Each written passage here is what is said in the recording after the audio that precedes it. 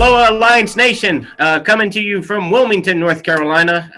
I am Adam Katz, and honored to be able to talk to you guys today. And we are here with Jonathan and Megan Yeakey out of the Houston area. We got Adam Johnson from Minneapolis, St. Paul, Minnesota area. Janina Wilson is down somewhere in Fort Lauderdale area. And I know Marcus Richardson, he is on the call as well. He's coming to us from Denver, Colorado. And what we're going to do, take the next 45 minutes to an hour or so and kind of just go through what these guys are doing. These are all four of these people, all five of these people are in the top 10 year to date in personal production. And they're also, killing it this month. Month to date numbers are through the roof as well. So why don't we go ahead and start with Janina? There she is. Hey, Janina, you're not actually driving, are you? You're just parked? No, I pulled over. Okay, thank you.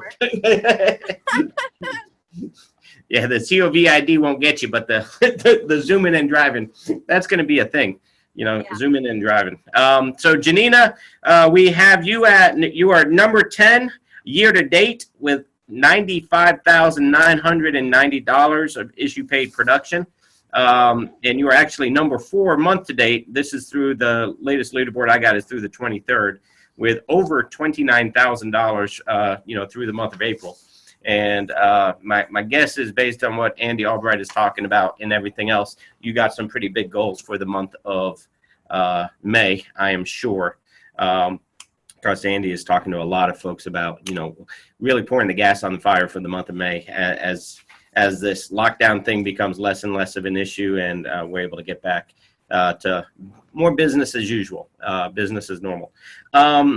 So Janina, just if you would just take, give us 30,000 foot view of your background, how you came to the Alliance, just a minute or two on that, and then I'll ask you some questions about what you're actually doing.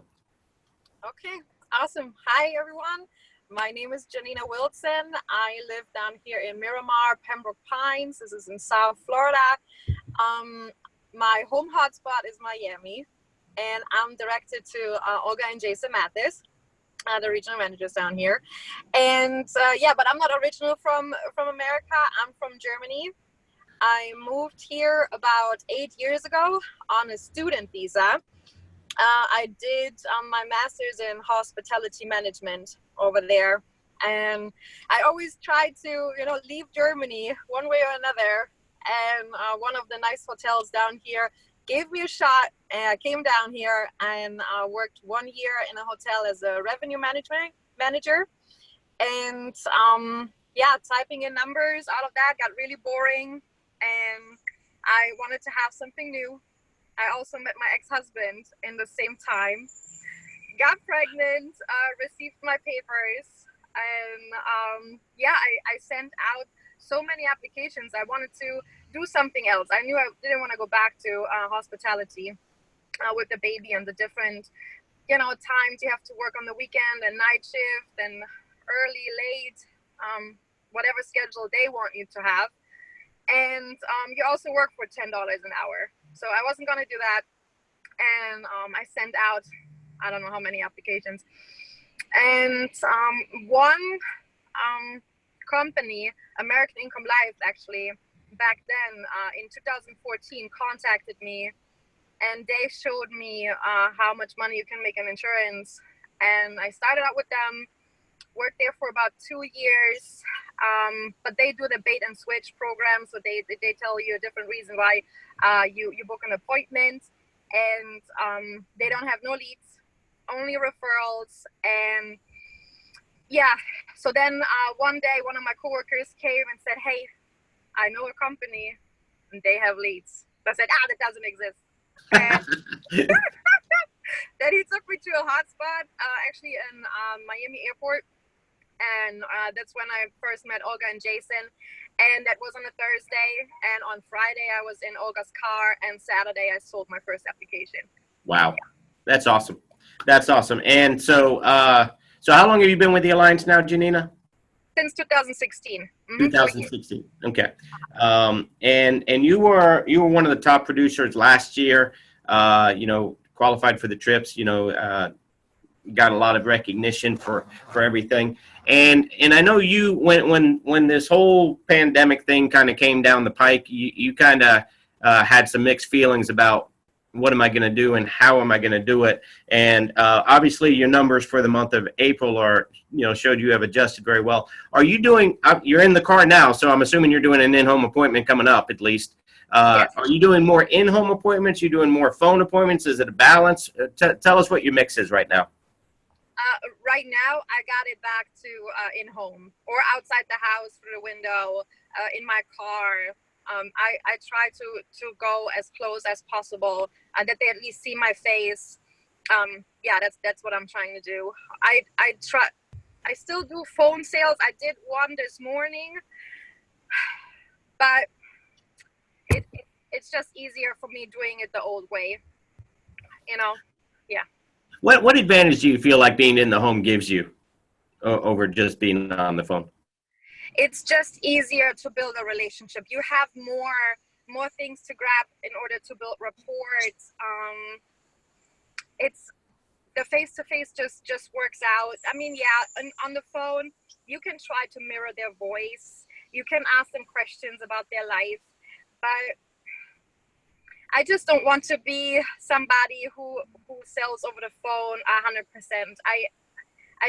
I loved and always loved the going in a car, going out there, helping families in their house, and signing up the husband, the daughter that's sitting there too, and her child, like getting the whole family towards, on the phone, it's really just that person. So it gives you also more business once you walk into the house and you see the millions of pictures they have laying around, so you get more referrals. Yeah. The wall of fame and all of that fun stuff. Exactly. Yeah. So are you working mostly current client leads? Are you working fresh leads? Are you doing the social media leads that we have access to now? Are you doing a lot of direct mail leads that the Alliance is still producing? Where are you finding your client base?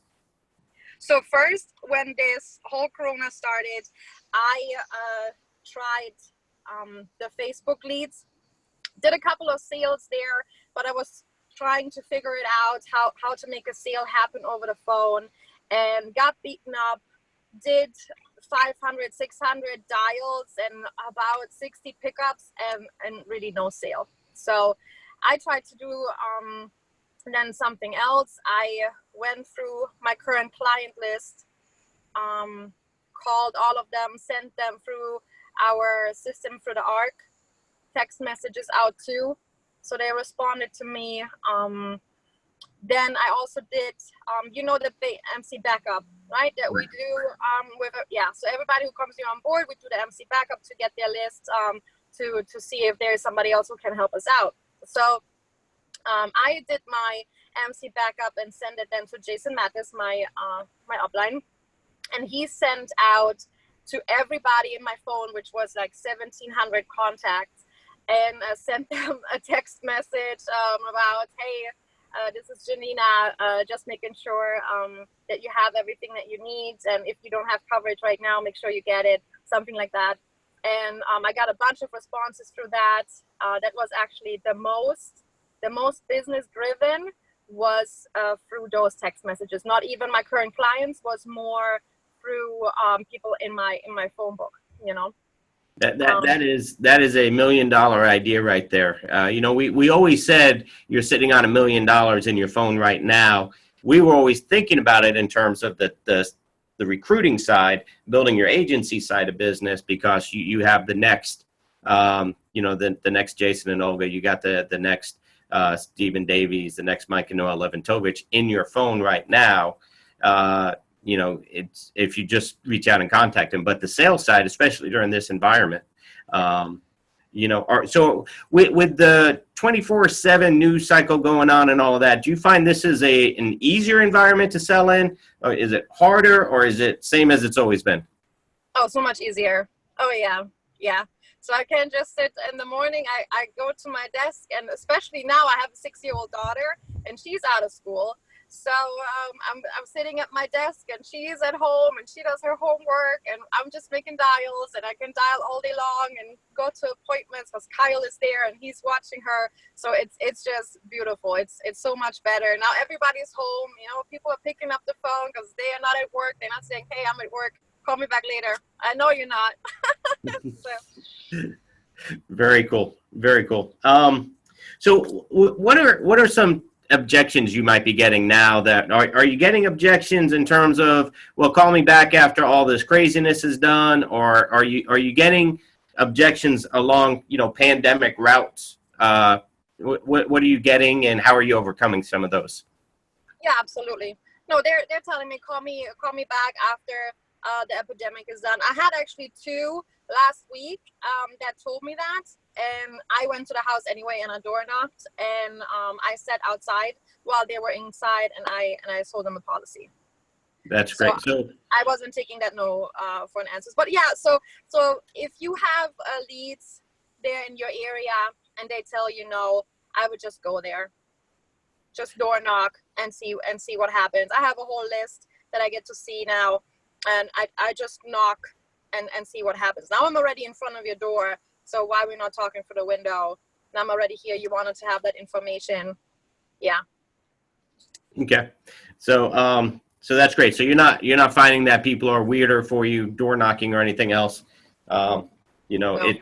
It sounds like what you're saying is, and not to put words in your mouth, but what you're saying is everything's working. Everything works a little.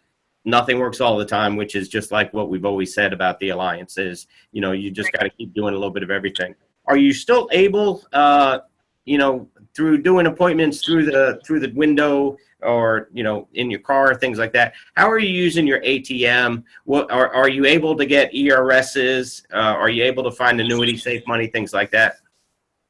Yeah, over the phone today, actually. I found a 100,000 annuity that is a variable annuity, and I'm going to have a Chris Norris appointment on Wednesday over the phone too. And she doesn't even live in the area here. I think she lives in Port St. Lucie.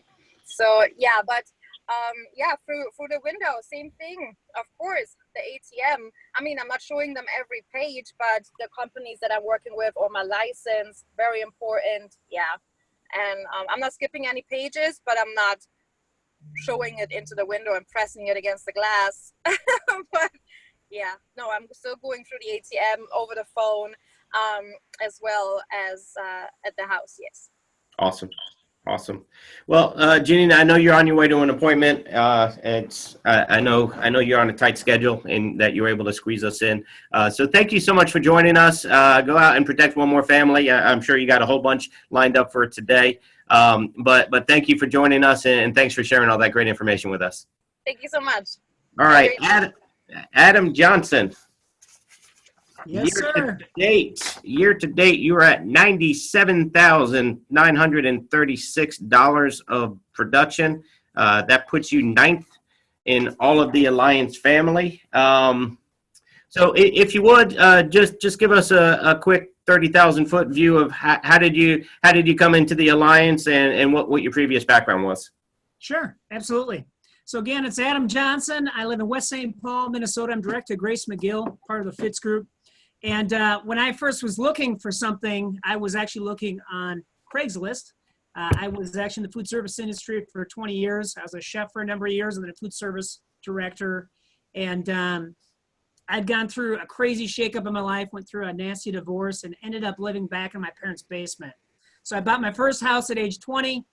And by age 29, I'm back in the basement, and I'm not even in my bedroom. I had to give that to my 3 sons. They were all crammed in one bedroom. I was sleeping on a futon out in the living room. So I needed something. And so that's how I found the Alliance. And I did it part-time for 2.5 years. And throughout that process, just kept growing and developing and learned how to get better. Met my wife, Teresa, and got married. And then I quit my job and went full-time. So now it's just been growing and building off that initial need that I had. And my why has just kind of changed and developed over the years. And it seems like you always seem to be having fun with this. I know you guys qualify for the trips every year. You get all the perks with it. What do you attribute a lot of your success to? Well, there's a couple things. So first of all, obviously in the 8 steps, it talks about a lot of them. I'm always trying to grow. I'm getting around Fitz every week. I'm on a coaching call with him. I talk to Grace regularly. I'm at the hot spots. I go to the meetings. I listen to the audios and read the books. And I set a schedule and I stick to it. And I think really early on that all of these pieces were important. And it's something that we can all do. We can all listen to the audios and go to our meetings and set a schedule and stick to it. So if I wasn't any good at dialing, Adam, when I was brand new, I still was putting in the hours. And even though I wasn't doing good at it, I was failing and figuring it out and trying to get better, and then just coming back for more coaching and listening to audios where other producers talk about their phone script or their in-home presentation. So really, it's not anything special. I'm following the program and the system that we have in place, and I keep trying to ask other people who are where I want to be, who have found success, what they're doing, and try and copy whatever I can from them. So, so you are currently number 2 month to date with 34,346 issue paid, 35 applications. So very, very great mix of business. Are you doing mostly in home, or are you doing mostly on the phone? What is your mix of appointments at this point? Yeah. Well, I was trying to do in-home all throughout this pandemic, and it was almost like a light switch about 3-4 weeks ago. All of a sudden, everybody just stopped. Even the ones that said, yes, come over. I got to their doorstep, and they're putting up barriers, and I was trying to meet them outside, but we're in Minnesota, and we have really unpredictable weather in the spring here. And so then I started switching to the phone, and that was a big switch for me, and it was hard for me at first. A big shout out to Mike Alleman. He helped me figure out how to load all my clients into a text app, and I texted everybody. So kind of similar to what Janina was talking about. It was just reaching out to all my current clients saying, I hope your family's doing well and that you're okay, and if you need anything, I'm here. And I'm doing policy reviews, and if there's anyone else in your family, let me know. So that helped me get by for a couple of weeks while I figured out how to convert the phone sales. So since then, I've just been doing all phone sales. What kind of was a light bulb that went off for me is when I was trying the Facebook leads, and all of a sudden I learned that you could take them statewide. And I went, wait a minute, why don't I just do that with our leads? So I realized if I'm not driving out there, I can grab people 3 hours north or 5 hours west or different states. It really doesn't matter. And it really kind of changed my mindset of who I should be reaching out to. And it's really surprising how many underserved areas they are, just because geographically we couldn't get to them before. So I've just been working a lot of the direct mail leads throughout my state, and trying to reach as many people that maybe I couldn't get to before. So you talked about the importance of schedule. So what does your schedule look like? Obviously you're having an incredible month. And very consistent business wise. What is the schedule of a $35,000 a month produce? But what do you think you're going to finish up April with? Because this still has a week to go on this report. Oh, that's such a good question. I guess I'll probably hit well over 40. It's so funny. I'm kind of just focused on today and this week, right? I'm just getting the business in and getting it issued. Sometimes it falls on one day or another, but yeah, probably well over 40, I suppose. I haven't thought about it too much. But usually Mondays I'm dialing for Tuesdays and Wednesdays, and I'm always on a call on Tuesday, so I don't start my appointments till about noon, and then I have another call at 6. So I go every hour on the hour now. That was the other thing, Adam, was when I switched to the phone, all of a sudden I realized I could fit more appointments in because I don't have drive time. So I'm going every hour on the hour. So I go 12, 1, 2, 3, 4, 5. I have a 6 o'clock conference call, and I go 7 and 8. And that's Wednesday or Tuesday. And then Wednesday I do it again. I take the break for the TWC, and other than that, it's every hour on the hour. And then I squeeze a few appointments in Thursday in the morning, maybe before I go pick up my kids in the afternoon. But usually Thursday and Friday are maybe a half day as far as that goes. But then I work every other Saturday as well. And that's where I pick up a lot more clients so I don't work every Saturday, but about every other. And then I'll cram it in between about 9 and 6. Every hour. So it's kind of alternating Saturdays, every Tuesday, Wednesday, and then a few pickups Thursdays, Fridays. So what are some things you're doing, Adam, to you know, obviously you're not seeing them face to face, things like that. Locking them down, persistency, you know, making sure that this truly fits their needs and it truly is something they want. How are you using a modified version of the ATM? Are you using the ATM as a guide for yourself? How are you mixing the whole system together? Yeah. Well, first of all, I tried doing Zoom at the beginning, and I found I lost more people than I gained just from technology. Different people have different levels of technology usage. So I am doing the ATM, but it's more just out of habit. I'm going through the pages over the phone, reading them, so to speak. Now, I'm not physically reading them because I know it, but if you're brand new, you can just flip your pages and read it. So I start the appointment by just trying to get to know them. How long have they lived there? Do they work in the area? And then I'm always sure to let them know, you know, we used to do this in person, but because of the pandemic, more and more, they've kind of changed the guidelines. We're helping people over the phone. So is this your cell phone? And 99% of the times they say yes. And I'll say, perfect. Let me just send you a picture of my license with the state of Minnesota Department of Commerce. That way you have it. Normally I would have shown this to you in person. And I sent them actually my About Me page. So it's got my license and the photos of me and my family. And that really helps break down a lot of walls. It does a few things. It establishes me as a professional, not as a customer service rep. Like, I learned early on, sometimes people thought I was like a quote machine, like from Lincoln Heritage or something. And so I'm a professional. I'm not just there to run a quote, and I'm a real person. There's my family. And then that opened up the rapport building more to learn about their kids and their family. And then I go through the ATM. I talk about the carriers. I go through the green sheet, and I'm looking for any other ways we can serve them, whether it's IULs or annuities. And when it comes to the quoting, instead of me showing them the quotes, I just let them know I'm going to put them on hold for a couple minutes. And if they could do me a big favor, if they could get up and grab a pen and a piece of paper and to jot down the quotes. So when I come back, you can write them down and we'll look at them together. And so now instead of me, Adam, asking for them to get up and get a glass of water for me, I'm asking them to get up and grab a notebook and a pen. And then when they write it down, we can look at those together. And I just clarify that, you know, the biggest thing is I can't approve anybody. We have to actually apply for the coverage. So, so far the placement and persistency hasn't changed. Obviously time will tell on that in the long run, but honestly, it looks good. I mean, most of the times they have the need still, and they understand that we're in different times and we just can't get out and see them in person. Right.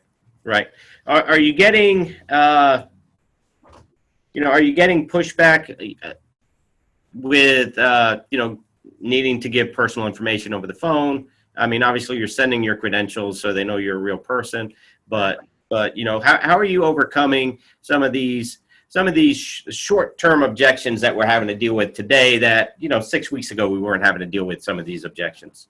Sure. Well, so far the actual medical information and financial information, I'm not struggling too much with. Once in a while, when we get to the application and I ask for their, I'll just let them know, hey, I just need to see a copy of your driver's license. Did you get that photo I texted you? And then they're like, yeah. I'm like, perfect. Can you just take a picture of your driver's license and reply to that text message, and that way I have a copy of it. So that's kind of the first lead in. Usually then that makes sense. They already see my license. Sometimes when I ask for their social, a couple people get a little weirded out and they'll say, do I need to give that to you? We're not supposed to give it over the phone. And I'll just say, yeah, the insurance company actually needs it because when they file a claim, they tie that to your death certificate. But did you get that copy of my license with the Department of Commerce? And they'll say yes. And I'm like, okay, perfect. That's just to let you know that I did pass an FBI background check in order to get this. But do you want a copy of my driver's license too, just to match it? And a couple people said yes. So I sent them a picture of my license. Now they know where I live. I go, now you know where to find me. And you can match the name to the Department of Commerce. And usually we just kind of laugh about it. And then they give me their social. So still similar to the home, if I don't make a big deal out of it, they're less likely to make a big deal out of it. That is so true. It seems like we tend to create our own objections most of the time. I love talking to top producers like this because you always ask them questions about, well, what do you say when they say this? Or, what do you say when they say, well, we already got it or so. And it's, well, I guess I would say, and it's because top producers don't create objections. that people who are not top producers, I know I tend to create a lot of my own objections with my clients from the questions, the way I ask the questions. So there is a strategy to asking the questions. I love how you get people say yes, get them up and moving and things like that. Are you also doing a lot in terms of ERS and and annuities, recruiting, following the whole system all the way through? How are you getting ERSs or referrals or something like that, through the phone? Yeah, so I was kind of talking to Joe Walker about this a few weeks ago, but I'll say who else in the house might need some coverage. So I kind of do that. I'll be open and honest with everybody. I need to improve with the ERS. I'm consistently inconsistent with it. So I will go on a roll and get it in every home, and then for whatever reason, I lose that habit. So that's probably something I got to pick back up on the phone, Adam. Thanks for reminding me. So I know Andy Albright is kind of throwing out a call to arms, especially for the month of May. You're going to finish well over 40,000 in April. What kind of schedule do you think, or what appointment goal, not just for you, but for people listening to this call, to be able to hit that $50,000 level? It's kind of like the 4-minute mile. I think we've reached that point with the Alliance where we have so many people hitting 30,000 and 40,000 like yourself that it's kind of changed the mindset of so many people across the country that, okay, if Adam Johnson can do it and Janina can do it and the Yeakeys can do it and Marcus Richardson, then I can do it too. So what is now raising the bar to hitting that next 4-minute mile? What do you think activity-wise to hit 50,000 would look like? Yeah, I mean, where a lot of people before were cranking out 15 to 20 appointments, I mean, really, you can be bumping that up to 30 or 40 appointments. Again, if we're cutting the travel time out, that just makes it easier to get more done in a shorter period of time. So we're not talking about cutting out family time or any more free time that you might have. It's a travel time that we no longer have to go through that really makes that an easier goal to attain than what could have been done before. Right. I like how you said that. Not easy, but easier. Easier. It's easier. I'm not saying it couldn't have been done before, but I just think there's a few less limitations that we have. Right. Awesome. Well, thank you so much for sharing, Adam. Appreciate you jumping on the call. I know what a big part of the McGill and Fitz team that you are. And, it's been a blast traveling the world with you and Teresa and getting to know you guys. All right, Marcus Richardson, moving up so what I'm doing is I'm going up the year-to-date producers. We're working backwards. So number 5 in the country with $117,425, 142 applications, issue paid year-to-date. And Marcus, you are also top 10 month-to-date. Same thing. If you would just kind of 30,000-foot view, how did you get to the Alliance? A little bit about where you came from. Hey, Adam, it's good to be on the call. Thank you for having me. And, I am from Aurora, Colorado. My wife and I, Carla, have been married 16 years. We have been with the Alliance for 8 years. Met Andy, changed my life, been a blessing. I was doing insurance for another company before this for about 11 months. Was not working there. It was not a good fit. I do thank God for them, though, because they taught me how to have a good work ethic and be disciplined in my schedule. So that was one of the things that I think was very beneficial from my previous experience. And we have been at it for 8 years. And so we are looking forward to, Lord willing, another 8-year run and really ramping up and doing better to help other people. Very cool. And so you are at 117,000. Are you doing mostly in-home appointments, mostly on the phone appointments? Where do you kind of fit into that realm right now?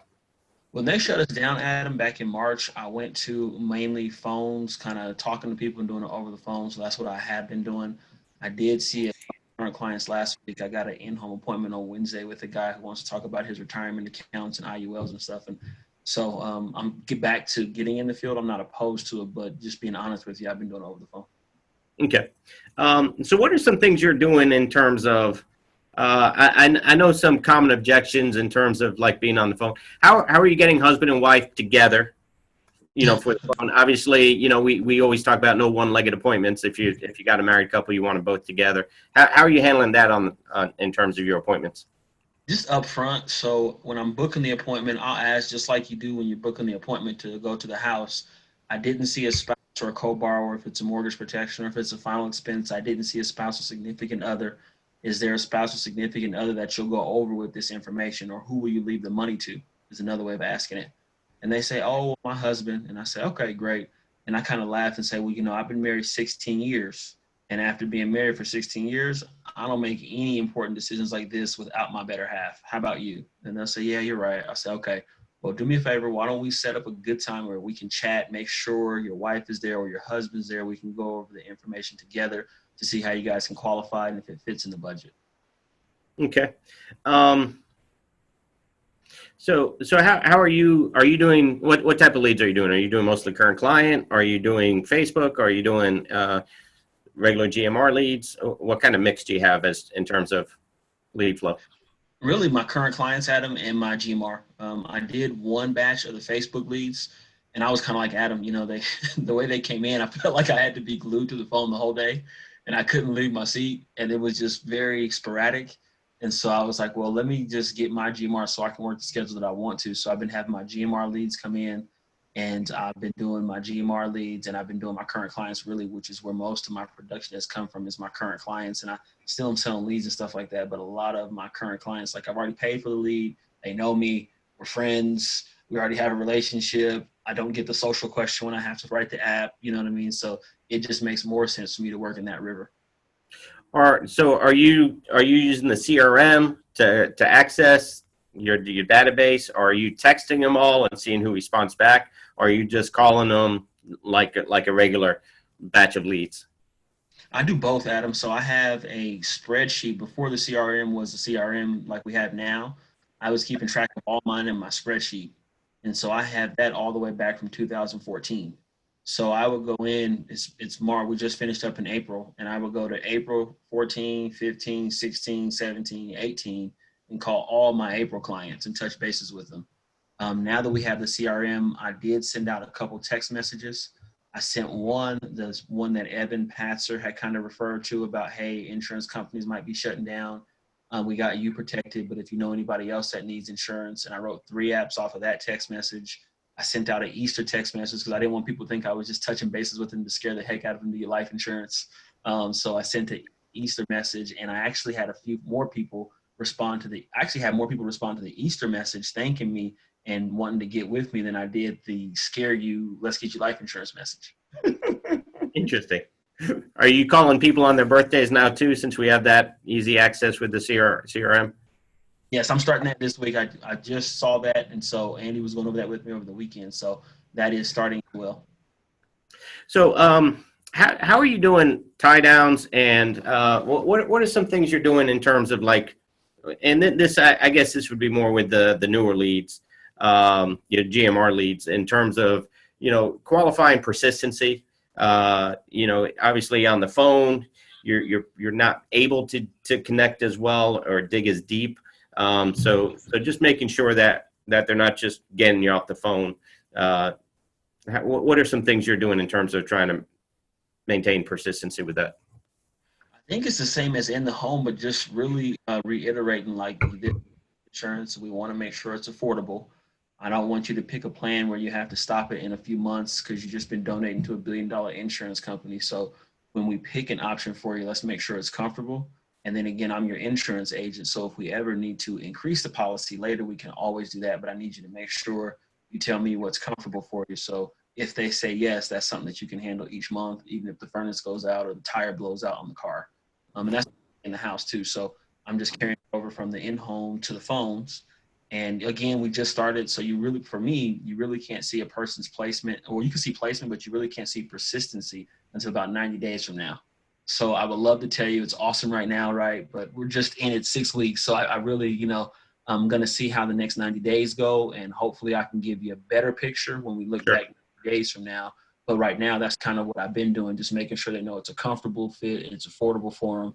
and, you know, asking the question about budget and those kind of things. So that's pretty much how I've been doing on the pricing and making sure it's not one of those where in 2 days from now, they call me and cancel.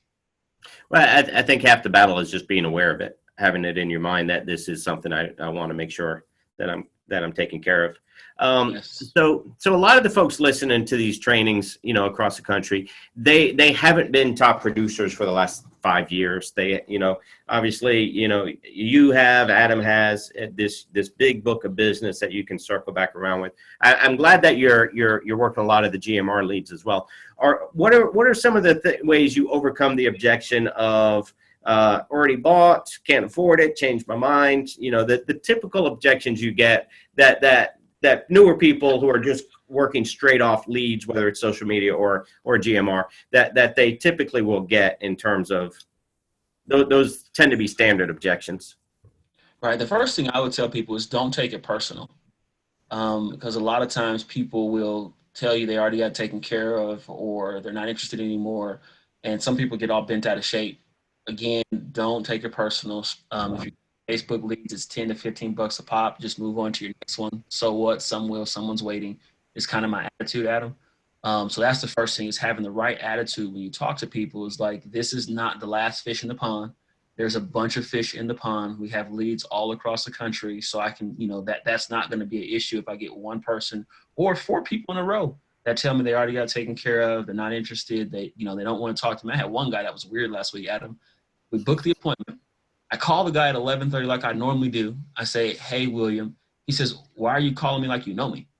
I said, this is Marcus. We're calling you for our 11:30 appointment. He says, I don't want to work with someone unprofessional like that. You don't know me. You're talking to me like you're my friend, which is what we've been trained to do. So I'm doing a good job, right? But I didn't take it personal. No sweat. Hung up the phone, called the next lead. So I think the mindset on how that is critical.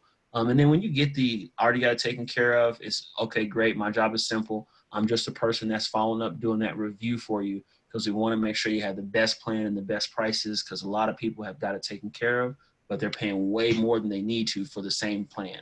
So what's a good time for me to at least do that review for you today at 5, or does 7 o'clock work better? You know, that's kind of how I'm going into it. If they say I'm not interested, same thing. I do my typical objection, typical rebuttal. You know, my job is to go over the information. What you decide to do with it from there is up to you. But I'm just a person that gets the information out to you, because I don't see that we ever did that. You know, what time is going to be good tomorrow? And just keep asking the questions to set the appointment off of every objection. Just keep asking questions. And again, some of them, they'll let you and you'll still go through it. And some of them will hang up on you. It's 1 out of every 4 probably lets me actually, when they give me an objection like that, Adam, probably 1 out of every to get the appointment. So it's just a matter of working the numbers and knowing the numbers and not don't take it personal at that point. Right. Yeah, no, absolutely. Absolutely. So, you know, we know Megan Wood, you know, good for Megan, as Andy would say. Yes, she paid 269 applications this year. What are some strategies? I mean, it's like her app count is just far and away, you know, above. In fact, I believe you're number 2 in the country with 142 applications. What are some? I'm still getting smoked. Well, number what it did for Megan. Strategies that you're going to start implementing in terms of things to raise application count, you know, to get more business or you know, and that old philosophy of the more products you can get in a household, the less likely they are to change out, because they're kind of pot committed. Right. So I promised you last week that I was going to get that Medco under my belt and do that, which I do have. And so I actually have a couple clients that I'm working with right now to reintroduce that and kind of put that on as an extra ancillary product. So that was number 1 for me, is I figure I need to be able to sell the same client more products while I'm in the home. So that's number 1. And then I'm big on, like, if we get into a house and I'm helping somebody, let's say we're doing a forester's policy, because I like the member benefits, I'll sell them a forester's policy, but the kids' apps, I'll do some children's apps in a heartbeat with Move. So that way they have a permanent policy. I kind of stress the guaranteed insurability options. So we make sure we're getting those little products, because if they got 2 or 3 kids, me personally, I believe it makes more sense for them to do a permanent product than a Right. term writer. When you start getting 4 and 5 kids and it's going to be an extra 30, 40 bucks a month, maybe, right? But for the most part, I'm trying to, when they got kids, we're doing children's whole lives on them. If we do a product that policy, then I might sell them an accidental policy with Moo. So those are the different ways that I try to pick up more apps in the house. But if they have kids, everybody's getting a Moo whole life policy because it's, $4 a month, that kind of thing. So same question I asked Adam. Andy is kind of having this call to arms. We have people doing 40,000. We have people, 30,000 has become, so last month, it's, and May tends to be one of the longest months, 31 days. What kind of schedule do you think is required for somebody who wants to go after $50,000 as an issue paid month on just personal production? I honestly think it's 10 hours a day. If we're doing phones, let's talk about phones. And then if we're going to talk about the actual in-home appointment, I personally believe it's going to take 10-hour days. And I think it's going to take 5 hours, maybe five days a week, 6 days a week. So that's about 60 hours of actual sales and making sure you're on the phone and getting after it. That's my personal belief. Because right now, I think we will close out the month at 40,000. And that was me doing probably 8-hour days, 4 days a week. So I know if I'm going to do the 50, I got to put an extra day in there and some extra time. So that's my first thing, I think. And then I think also, like what you said, 30 was the old thing that we're doing now, but it required us to raise our belief level.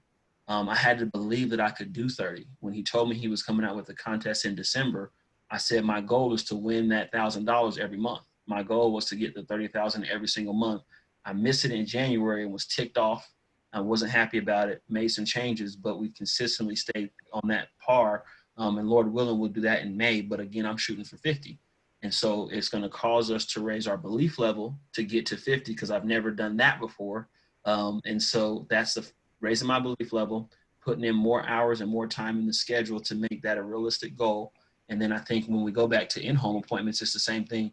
I honestly think you're going to have to be doing 35 or 40 appointments a week in-home and going to see people and making sure you're picking up the annuities. Because I think, to get 50,000 a month, I think you're going to need some annuities. I know it's on personal production, but I think those annuities will help you be able to get more leads so you can talk to more people and you can have more shots. So that was to me, Adam, what I think it'll take 35 to 40 appointments a week. I think it'll take 50 to 60 appointments a week if you're doing phone sales. And then I think it's going to honestly take 50 to 60 hours a week just on the phones, killing it. Well, it's funny. You start doing math on stuff like that. If you're writing 50,000, heck, if you want a 55 contract, which nobody on this call is on a 55 contract, and you won't be on a 55 contract very long if you're a $50,000 producer. But on a 55 contract, you're still making $25,000 in commission. We had a conference call earlier today. Somebody's, you talk to people who work in the car industry, they're working 60, 70, 80 hours a week because, they got to, when the lot's open, they got to be there. And they're struggling to make $60, $65, $75,000. And to start thinking about, you're going to make $25,000, $30,000. And it's, Andy is so smooth at tricking us into being wealthy. Like you're going after $1,000 bonus when you're making $30,000 in commission. Andy would say, "Don't do it for the $30,000 in commission. Do it for the bonus." But that's what he does. Offers, one of the coins or a T-shirt or something like that, and we just have to. I love what you said. You said the same exact thing Adam Johnson said, which is got to be disciplined in my schedule. Got to be disciplined in my schedule. So any closing comments you want to just give a shout out to any that you think people listening getting started with the company might need to hear? Shout out, closing comment is get a good assistant. Someone that can help you, because when you're writing $30,000 and $40,000 and $50,000 in a month, you're going to want to have someone to follow up on it for you, help you get it through pending and get it issued. So again, I would say hire you some help, get some people that are going to be able to do that for you, that you trust, that are efficient. And really, this is it. We got every opportunity to get after it. He's rewarding producers, which normally it was a builder world, if you will. But now, like you should be able to do both, because we sell and we recruit. So if you got the money to sell insurance, you can hire other people and show them how to sell insurance. So the top is off in May. Promotions are looking crazy. You can get 100% contract if you do $50,000 of premium. So that's unheard of since I've been here. I've never seen it, never heard of it, but it's just incredible. Yeah, absolutely. Andy is creating more and more opportunities for us and putting us in better and better positions to win. So thank you, Marcus. Thank you for joining us. Hope you were pleased with the Broncos draft this weekend. And thank you, as always, for joining us and sharing some great nuggets with us. All righty. Jonathan and Megan Yeakey. Not saying we're saving the best for last, but they are the highest ranked on the year-to-date leaderboard of the people we got here. $117,811. So you smoked Marcus by $386 year to date. That's how close it can be.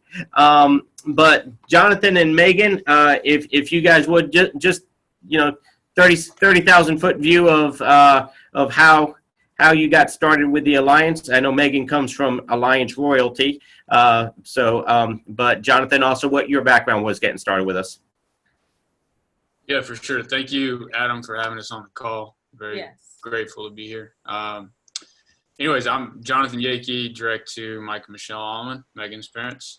And when I started, I didn't have a too crazy of a story, but I graduated from the University of Texas with a business degree, and I took a corporate job with a company, Walmart, in their distribution logistics side. So super blessed coming out of college to have that position. But was still kind of, after being there a while, just realized I don't know if I want to do this my whole life, with the culture, with what corporate America looks like, things of that nature. So I was looking. I wasn't actively looking, but I was keeping my eyes open for an opportunity. And a buddy of mine said, hey, you should check insurance out. And that's kind of how I got into it. I did it part-time for a whole year and then transitioned to full-time after that. So that's been about 5 years now, and it's been a blast. Before we got married, we did the business separately. So yeah. My name is Megan Yeakey, and I have been with the company for the last 4 years. And like Adam was saying, I kind of grew up in the Alliance a little bit. I've known Andy, and I've known the company since I was 14. And when I first got started, I actually didn't know that I wasn't sure if this is what I was going to do, but I went to school full time. I was going to school for finance, and I was going to the University of Houston. And while going to school, at 19 years old, I was promoted from a waitress position to running the entire front of house and back of house of the restaurant. Working 50 to 60 hours a week while still going to school full time, getting my degree in finance. And when I graduated, I was like, there's got to be something different. I got the degree for a reason, and I had seen what had happened with my parents and what they had created in the insurance world, and I saw what Andy was getting and all these different things that he was, at that time getting excited about. And I just thought, what the heck, what do I have to lose? All I can do is come in and give it my best. And I got to tell y'all, it's been incredibly amazing, incredibly awesome. We've traveled the world, together, and we've made money, but really it's just about the discipline, work ethic, and thinking about all the things that we're going to be able to do with the money that we help, or the money that we get from just helping people. And it's been a lot of fun. And thanks for hosting this call today, Adam. Everybody who's spoke so far has just been really awesome. I'm writing notes, so. Yeah. I am too. I've been jotting down a few things. And some people, Megan, they would be like, well, you know, of course it's easy for Megan. You know, she grew up with Michelle and Mike, and you know, something my kids had to learn is you don't get good in this business by osmosis. There's no genetic. Right. You have to go through the learning curve just like everybody else. So talk to us a little bit about that learning curve. You know, I'm sure there are some brand new people on the call just getting started, and they want to know, what does it look like getting started with the Alliance day one? Yeah. I'll start. So a lot of people don't know this about me, but I'm like very introverted and very shy naturally. Okay. I say that because you can learn how to become great in the business. Okay. There's plenty of people. I mean, Adam, you're an example, you know, Beth, I mean, just plenty of people who have come from different backgrounds that have done really, really well. So the biggest thing I'll say from my experience is it's okay to be bad in the beginning because it's worth being good, if that makes sense. So like for me, I was making at least 500 phone calls, even part-time, doing the business just 2 days to get better. Because, you know, the worst case scenario when you do that is you're going to learn the things that top producers are doing by taking all those action steps, right? I think that was the biggest thing for me, is just doing the work, like the dial, so that's where it starts. But also calling people like Adam, I mean, you're a upline manager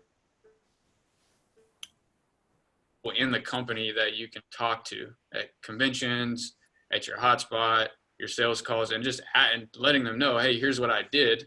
Do you see anything that I can't see here, right?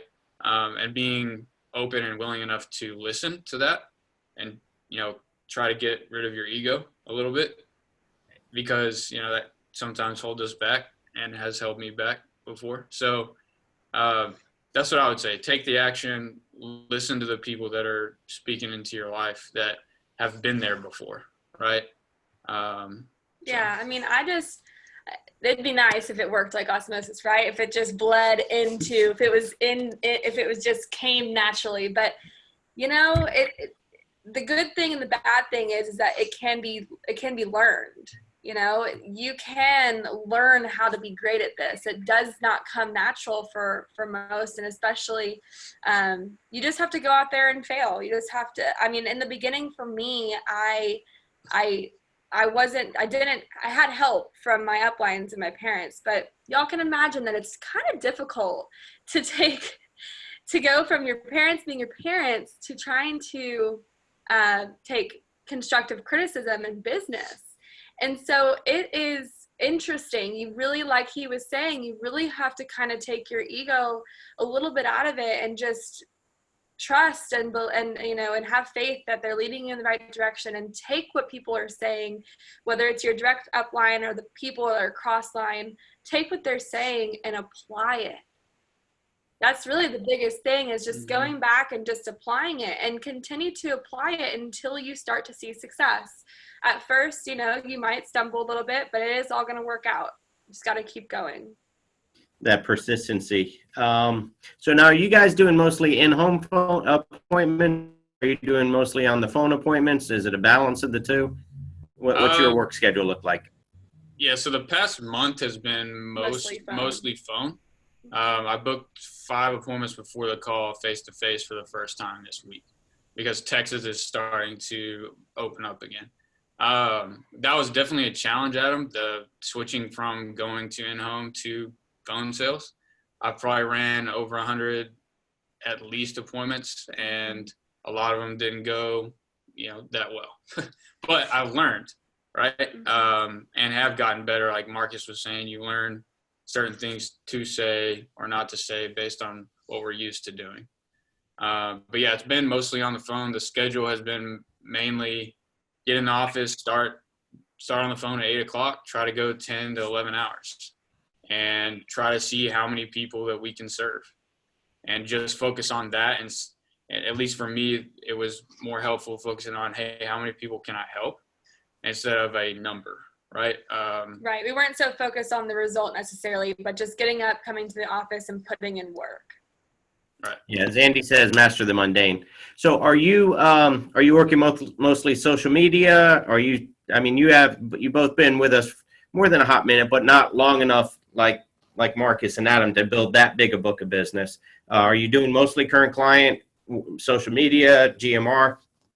Yeah, it's been about 30% referrals, maybe 20% current client, the rest leads.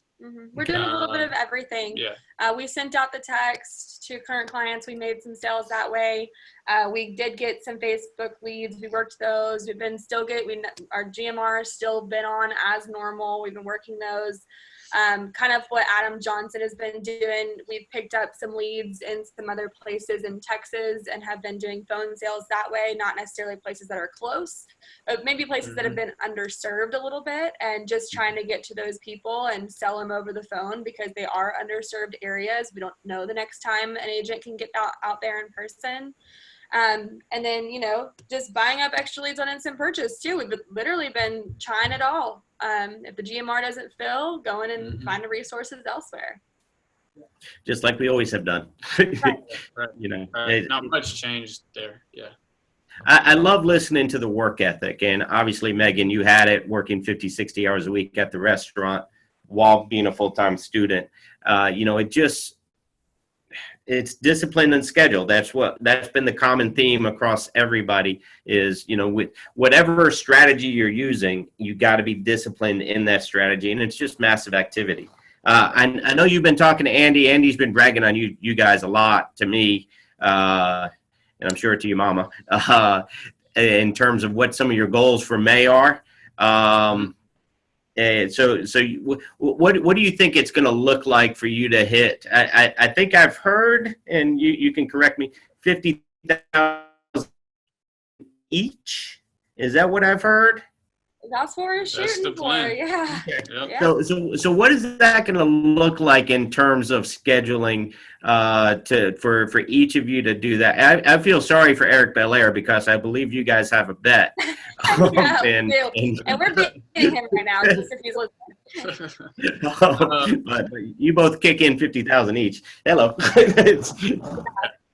So I think one of the biggest things is doing more of the IULs and annuities and getting that in there, which we have some in the pipeline. We've been focused on that.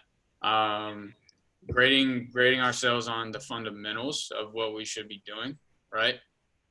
Which if you don't know what the fundamentals are, it's just, ask your upline, but doing the basic stuff, 8 steps. Are you getting referrals on each appointment?